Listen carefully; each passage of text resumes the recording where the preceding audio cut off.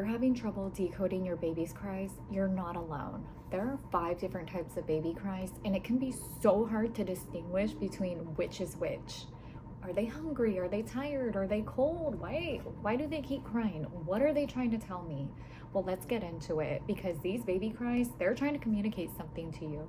And understanding it and getting it right and figuring it out, that's the key. Every baby has a different way of communicating, but all babies communicate through crying. That's the only way they can communicate, is through crying. So learning to really decode, break down what your baby is trying to tell you, what they need and want, can really help de-stress both you and baby by figuring it out. Side note, each baby might not follow this exactly to cue, but you can start over time to pick up the cues and the rhythms of their crying.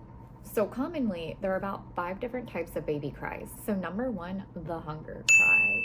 So this cry, most parents are gonna hear quite frequently around the clock, especially in those newborn trenches when you're feeding them every 2 to 3 hours. Every baby will kind of make a neh sound, like a neh, neh, neh when they cry. And I'm gonna throw my daughter's cry up on screen so you can kind of listen and hear. It's hot. It's very hot. So you can kind of listen and hear, because this was the most distinct cry for me. I heard a lot of like nay is what I would say, like neh, nay. And you can kind of see with her mouth and the way she sounds, the nays can start getting stronger, especially the more hungry she gets if you don't respond right away. Mama, it's okay. The bottle's coming, okay? The bottle's coming, baby. I'm heating it up. It might start out sounding kind of like a neh, neh, and then build up louder and louder and louder, especially when you're heating up that bottle. And you know, babies are obviously impatient, they can't tell time, but it's gonna get louder, louder, louder, but it's pretty rhythmic, and it's also gonna go along with a bunch of other cues. So you're gonna have a lot of rooting, especially with that newborn period. So rooting is where they're turning their heads, kind of making a sucking motion with their mouth, because they're looking for a nipple. This is just one of those evolutionary things. So they're gonna start moving their head and trying to suck things. They might even start sucking their fingers, your fingers, whatever is in reach of their mouth. Cry might start off pretty soft with neh, neh, neh, and it's pretty rhythmic. So it kind of goes with the flow. Like it's gonna be a neh, neh, neh, and then it can build up into intensity, into pitch, because they're hungry, they want their bottle now, they wanna be fed. And then within a few minutes, they might be screaming at the top of their lungs to feed them, because obviously babies can't tell time. And when they're hungry, they got small stomachs, they can't hold it all in. So that's why they gotta feed every 2 to 3 hours. So this is the cry everyone should get familiar with, because this is gonna be a cry you're gonna hear all the time. Number 2, the sleepy cry. Another cry that you're probably going to be all too familiar with. This cry is super important because babies' wake windows, just in general, like in the newborn period, they can typically only stay awake for about an hour. And once you reach over that hour, if they've been up like hour 15, they can start to get overtired, and you're building into a vicious cycle of not being able to put them to sleep.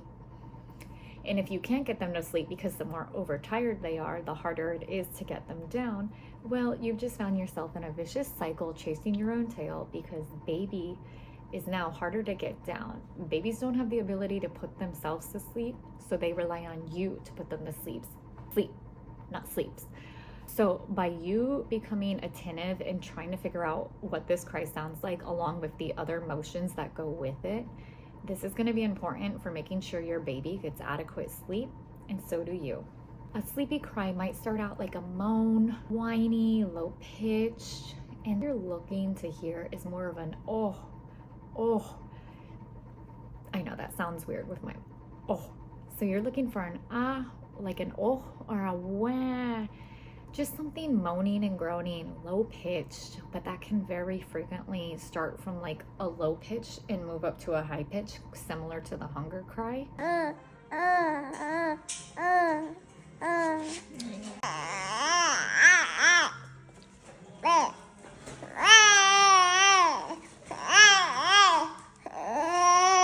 They're gonna look for those other nonverbal signs. The rubbing the eyes, the eyebrows are red, yawning, closing the eyes, trying to sleep, unable to get themselves to sleep, because again, babies can't put themselves to sleep. So they rely on us to help them, which means a lot of holding them, rocking them, and doing a bunch of other things to help them sleep.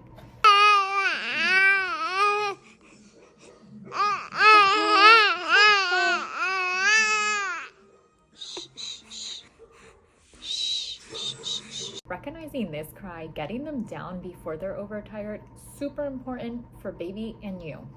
Number 3, the discomfort cry. So this cry you might not hear as much, so it might not be as familiar. This cry took me the longest to figure out because I didn't hear it as often as the hunger or the tired cry. This is like the best video I could get of her being uncomfortable. This one, again, I didn't experience it that much because I was pretty much holding her 24/7. She was held 24/7 the first several months of her life, like barely put her down. So she didn't have much time to be uncomfortable. Discomfort cry is typically, it's going to be a little more urgent sounding in the tone and the rhythm of it. This cry is going to sound like an eh, eh, eh.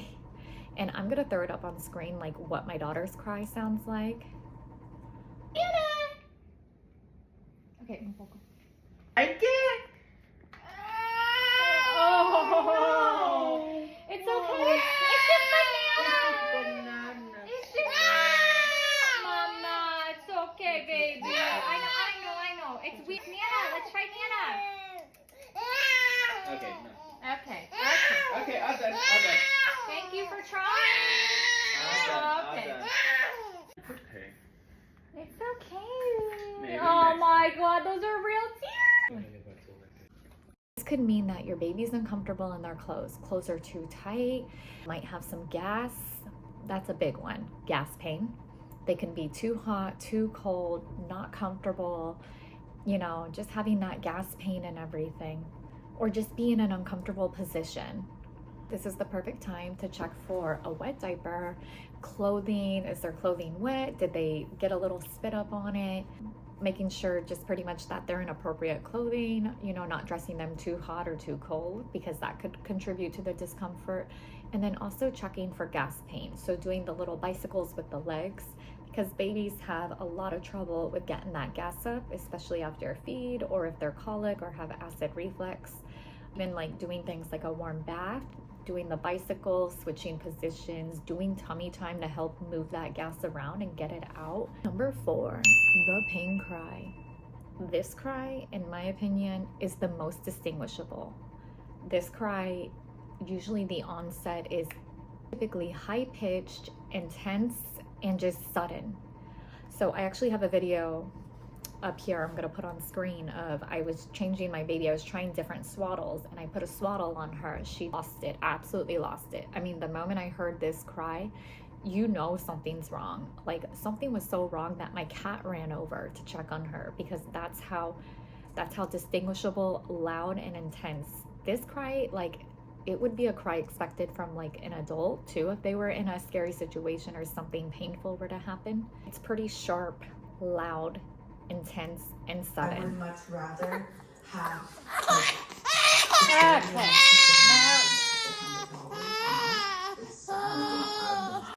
If you hear this, check your baby right away, because it could mean that something is wrong, and check them from head to toe just to make sure they're okay. Be something as simple and something as little as having like a hair wrapped around like their toe or something. I know that sounds strange, but I've seen that it's happened before. You're gonna know it when you hear it. This is one of those cries, you're gonna know right away something's wrong. Number 5, the lonely or overstimulated cry. This again can lead into the wake windows of when your baby has been awake for far too long and they're also overstimulated. Maybe it's too bright, maybe there's too much noise, maybe there's too many people around. And a lot of times what you're gonna notice with this cry, it can start off very soft and then move up in intensity. They turn their head away from the stimuli, away from the light, whatever's bothering them. And a lot of times just switching the environment, making it more calm, just going to a room with blackout curtains or something that's darker with maybe kind of like a noise machine, but something more calming of an environment and being held by mom or dad, somebody that they're familiar and close with, can help de-escalate this cry. Removing all that excess noise, all that excess activity, extra people, maybe there's just too much going on in the environment. I know a lot of adults get overstimulated, me included as well. This can happen to babies. They're new to this world. They don't understand all the stimuli. They're still new to it and taking it all in. And switching rooms, switching your environment can play a major role in helping to reduce this discomfort. This cry can sound pretty frantic and uneven just because they don't know what's going on. They're confused. There's just too much going on. And it's okay. I know. It was just an ultrasound. It was just an ultrasound. It's okay. I know. I'm here. I know. Just removing them from this environment and putting them into like a room with her. Though every baby's cries are unique, whether this is your first, second, or third baby, these sounds doesn't necessarily mean your little one is going to make these exact sounds, but looking out for the rhythms, the patterns, and over time just becoming familiar to them and responding to them in appropriate time frame, that's what's going to help. That's what's going to build trust and support with baby. Taking time to understand what your baby's cries specifically sound like. Even if you just do what I do, I recorded my daughter's cries so that I would become more familiar with them and also help educate people on what they sound like by showing what my daughter actually sounded like. That can be important so you can play back those scenes and see, okay, this is the hunger cry for sure, or this is the tired cry, because this is exactly what she sounds like. Trust your instincts, give yourself grace, because you will learn. It does take time. I don't think this was something that naturally just came to me. It took time and practice and really having to tune in and listen to what baby was trying to tell me. With time, you'll learn what baby's trying to say and communicate to you. Let me know if this video helped. Leave a comment below. I'm very curious to hear what people have to say and if anyone had trouble distinguishing or figuring out their baby cries, because every baby is unique, every baby is different. And learning their cries and what they're trying to tell you, that's just part of parenting. Thanks for watching.